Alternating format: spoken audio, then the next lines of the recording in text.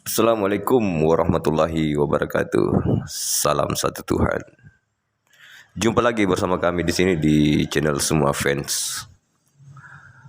Buat teman-teman, hari ini kita akan menyaksikan dialog langsung Gurunda Bang Zuma dengan salah satu pendeta, di mana Bang Zuma di sini menekankan kalau Yesus itu adalah manusia yang terkutuk. Apa benar pernyataan Bang Zuma, Yesus itu adalah manusia terkutuk? Apakah dia berdialog berdasarkan dengan dalil atau hanya framing saja? Oke, buat teman-teman fans Zuma dimanapun Anda berada, tidak usah berlama-lama, segera kita saksikan dialog Gurunda Bang Zuma.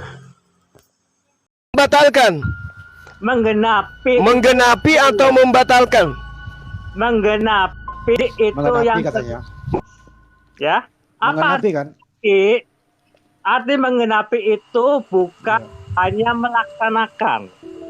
Kalau hanya berarti melaksanakan, sudah Bapak nggak usah pakai jurus memetik gandum. Ya, dengan Yesus membiarkan Sabat bekerja, itu artinya Yesus sudah membatalkan. Yes. Kalau Hukum Taurat. penggenapan itu diartikan hanya melaksanakan. Dalilnya ada loh, Pak. Membatalkan hukum Taurat beserta segala ketetapan yang ada di dalamnya. Apakah Anda akui bahwa Anda hari ini tidak lagi mentaati seluruh aspek hukum Taurat? Jawab. Hukum Taurat itu intinya adalah dua, ya. Tapi oleh ahli Taurat ribu, ya. Meluruskan, itu meneguhkan. Apa yang diluruskan? Apa yang diluruskan Paulus, Pak? Apa yang diluruskan? Satu, ya, Paulus tidak mengajarkan, ya, Paulus tidak mengajarkan Yod Hevave mengenalkan diri dengan minta disembah. Apa hubungannya? Justru Yod Hevave, Pak. Justru jangankan tidak menyembahnya, orang-orang yang tidak mentaati perintah, orang-orang yang tidak mentaati perintah Yod Hevave itu harus dihanguskan, harus dihapuskan, dibasmi. Jangankan yang lain, Pak. Orang yang tidak bersunat aja wajib hukumnya dibunuh. Kejadian 17 nomor 14. Jadi jangan Anda membawa-bawa ajaran Paulus di sini. Sekarang pertanyaan sederhananya, Bapak, pertanyaan sederhananya, saya katakan Yesus itu bukan orang kudus kalau berdasarkan Paulus. Yesus itu adalah manusia terkutuk. Percaya atau tidak? Nah, teman-teman, di sini sangat jelas Bang Zuma mengatakan Yesus itu adalah manusia yang terkutuk, dan itu beliau mengatakan sesuai dengan dalil. Jadi jelas ya kalau dalam Injil mengatakan Yesus itu adalah manusia yang terkutuk. Jadi silakan teman-teman dilanjut menyimak videonya. Anda tidak memahami yang terkait. Kok jadi saya yang tidak memahami, Bapak? Bapak yang mengimani tanpa paham. Sekarang Anda mengatakan Yesus itu adalah orang suci. Sucinya dari mana? Sedangkan semua perintah Taurat itu dia batalkan. Orang yang membatalkan hukum Taurat itu menurut Yesus sendiri tempatnya di mana, Pak? Tempat tertinggi di kerajaan Tuhan atau tempat terendah? Jawab dulu. Yesus menurut Yesus. Yesus datang untuk meluruskan.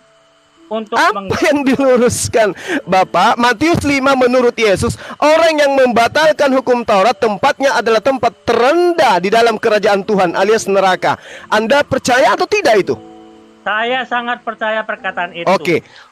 Berarti Yesus menempati tempat terendah atau tempat tertinggi? Yesus yang kudus, ya. Bagaimana Anda katakan kudus? Dia membatalkan hukum Tuhan. Bahkan dikatakan dia mati secara terkutuk di atas tiang salib. Kudusnya di mana?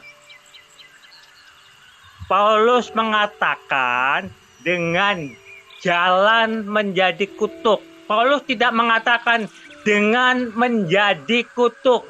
Sebab ada tertulis, terkutuklah orang yang mati di atas. Bang Zuma, Sebab ada tertulis, terkutuklah orang yang mati di atas tiang salib. Siapa yang mati di atas tiang salib, Pak? Saudara Zuma, kalau orang tua Bang Zuma, maaf nih, kalau orang tua Bang Zuma, Nggak usah ambil contoh yang aneh-aneh, nggak usah. tiba-tiba ya Lari tergantung. kemana-mana ambil contoh. Pak, saya kata, Ya, Pak, kamu ada tertulis, terkutuklah dia yang tersalib. Terkutuklah orang yang disalib. Ada tertulis, Sangat jelas. terkutuklah orang yang mati di Terkutuklah atas orang tiang yang salib. disalib. Pertanyaan Benar, saya, benar, kata yang Bapak. mati disalib dengan cara terkutuk itu siapa, Pak?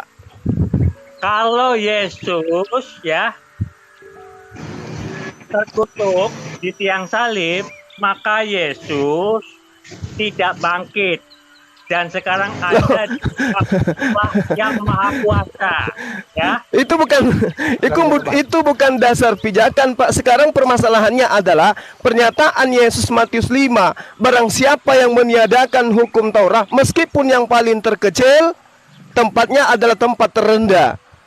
Menurut Paulus, Yesus mati di atas tiang salib membatalkan hukum Taurat dengan segala ketetapan, ketentuan, perintah, aturan, hukum-hukum yang ada di dalamnya. Efesus 2 nomor 15. Masih mau Anda mengatakan Yesus manusia yang Anda sembah itu kudus? Setelah terbukti dia adalah manusia paling terkutuk dan menempati tempat terendah di neraka? Masih mau Anda mengatakan itu?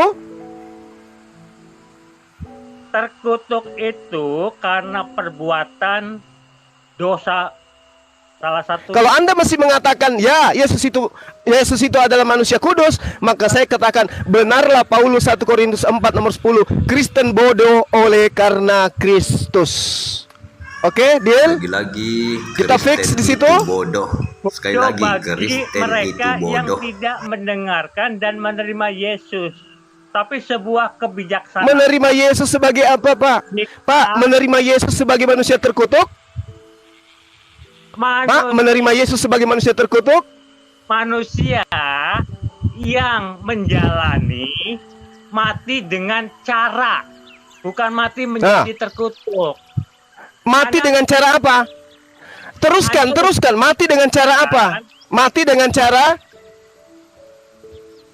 Anda harus bisa Mati dengan membedakan. cara? Jangan ajarin saya, Pak Jaya Abadi, jangan ajarin saya. Saya ini menggunakan akal, Bapak menggunakan iman. Please, jangan ajarin saya. Sekarang Anda mengatakan Yesus itu mati dalam keadaan kudus atau mati dalam keadaan terkutuk? Jawab, silakan. Kudus, mati dengan Kudus dari mana? tetap kudus. Dari mana Anda mengatakan kudus sementara dia membatalkan semua aturan Tuhan? Dari mana Anda bisa mengatakan kudus? Yesus tidak membatalkan, tapi Ya Allah ya Rabbi. Memang Yesus tidak membatalkan, tapi Paulus yang mengajarkan. Paulus yang mengajarkan, Pak. Paulus yang mengatakan dalam Efesus 2 nomor 15, dengan matinya Yesus di atas tiang salib, Yesus telah membatalkan hukum Taurat beserta ketetapan yang ada di dalamnya. baca juga perkataan Paulus yang lain. Perkataan Paulus yang lain, dia katakan bahwa Taurat itu adalah sampah. Taurat itu sangat maut. Taurat itu tidak ada kesempurnaan, tidak ada keselamatan karena Taurat. Itu menurut Paulus kurang apa lagi? Karena Yesus adalah segenap firman-Nya, maka Waduh. Yesus takut. Kemana-mana. Itu iman, Pak. Itu iman. Saya hargai. Kalau Al-Quran juga punya iman.